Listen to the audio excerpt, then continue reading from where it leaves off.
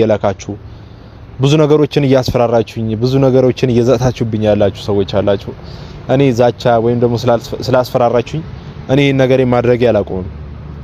ማለት እሷን እስካላገኘው ድረስ ማለት ነው ለሁላችሁ ምን አንድ ቀጥተኛ ነገር እንድታውቁ የምፈልገው ነገር ቀድሚያ ሩታን ማግኘት መቻል አለብኝ ሩታን አግኝቼ ነው እኔ ይሄ ነገር ማቆም በሷ በጣም ተጎድቻለሁ የምር በጣም ውስጥ ተጎድቷል በቃ ምን መሆን አለብኝ እኔ ምን አይነት መስዋዕትነት በከፍልልሽ ነው አንቺ ለኔ ቦታ መስጪኝ ከዚህ በላይ ያኔ ታውቂያለሽ የከፈልኩልሽ መስዋዕት ይሁንኩትን የደረሰብኝን ነገር አንቺ በደንብ አድርገሽ ታውቂያለሽ እኔ እዚህ ጋር መናገር የለብኝም ወንድ ልጅ ነህ ለምን ታለቅሳለህ ምናምን ለምትሉኝ እኔ እንባታን አንቆኝ እንልህ ይዞኝ ነው በቃ ተናድጄ ማለት ነው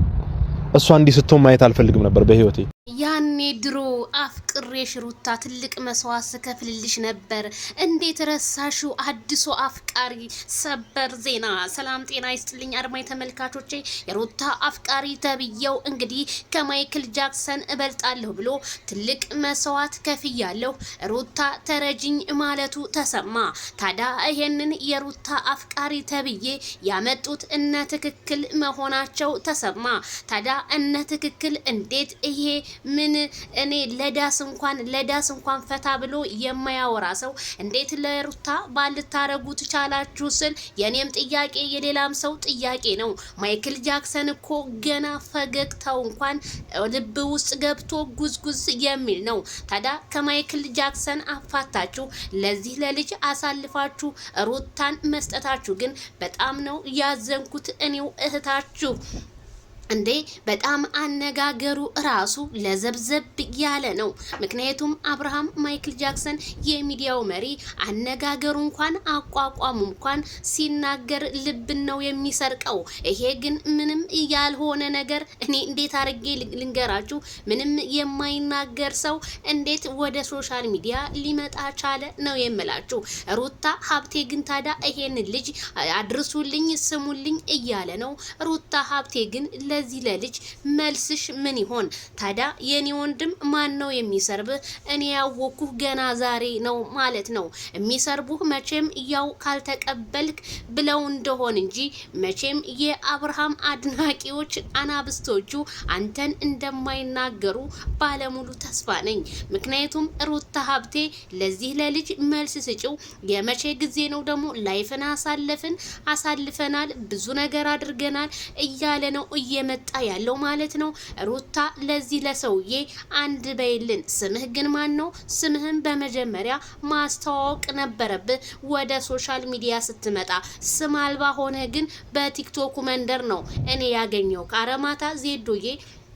የሩታ አፍቃሪ መጥቷልና አንድ በዩ ሲሉኝ እንዴት አድርጌ አንድ ልበለው እስኪ አስተዋውቁ ይስል ታዲያ አንድ ካሜራ አማኔ ሹክ ብላ ቪዲዮውን ሼር ስታረግልኝ ለካ ሄ ነው እንዴ ብዬ ይሄማ ከሆነ ምንም ልቤ አይደነግጥም ምክንያቱም ማይክል ጃክሰንን የሚበልጥ ቢሆን ልቤ ይደነግጣል ልቤ የሚደነግጠው ግን ለእንደዚህ አይነት ምንም ቦታ እንደሌለን ነው የምነግራችሁ ምክንያቱም አብርሃም ታደሰ በጣም ቆፍጣናና በጣም ጀግና በጣም ፌመስ በፌስቡክ ብትሉት በቲዮንተር ብትሉት በኢንስታግራም ብትሉት በቲክቶክ ብትሉት የፈመሰ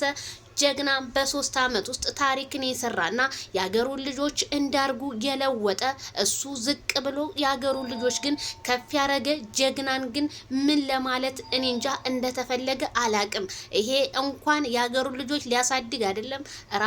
ራሱ ከተቀመጠበት መነሳቱን ፈጣሪ ይወቅ ነው የምላችሁ ስለዚህ ከሩታ ጋር እኔ ይሄን ልጅ